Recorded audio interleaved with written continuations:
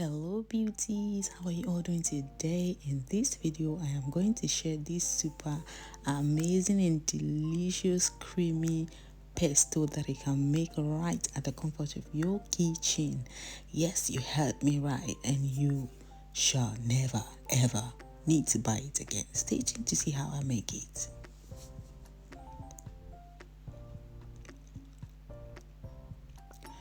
So here are the ingredients that I am using. I've got 1 cup of spinach here, and then I've got my basil, olive oil, cashew nut and pistachios, and cannellini beans. Not to leave my garlic and lime out, some Parmesan here, black pepper. I will be using my pesto right away with some pasta, so I'm bringing water to the boil, and I'm going to season that with some salt.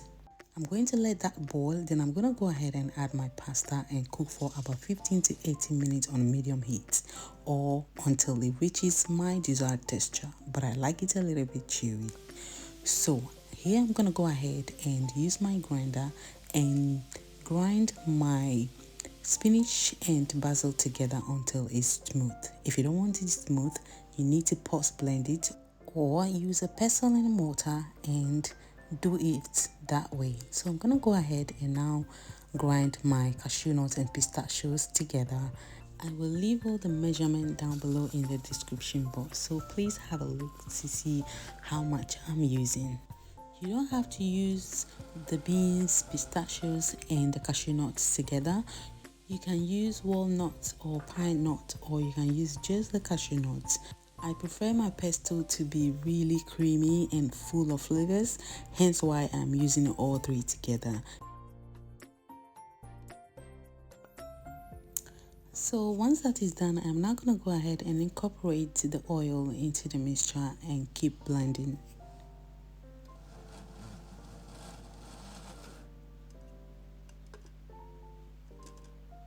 Then I'm going to go ahead and transfer my blended spinach and basil onto there and add a pinch of salt and pepper.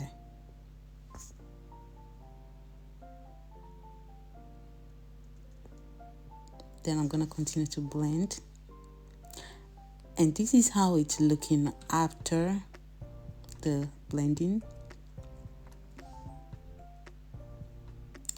Now I'm just going to add my Parmesan cheese to it and the rest of the oil and mix it together. I'm going to blend this, but I have also reserved some of the cheese aside that I'm going to mix into my sauce, as well as using some to garnish it, and also not forgetting the lime juice. You can use lemon instead of the lime.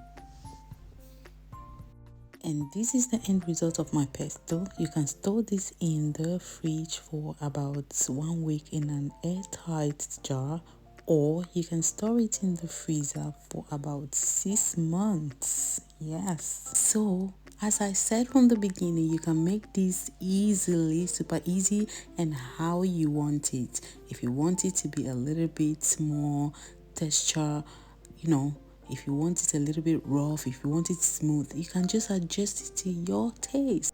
And guys, as I always say, you know what you're adding in your pesto, and you know how you want it. If you want it more runny, if you want it more thick, if you want it more creamy, you can adjust your own thing. You can play around it just the way you want it. Please guys, if you haven't already, don't forget to subscribe to my channel and hit that notification bell just around the corner, so when I upload any video, you will be the first to be notified.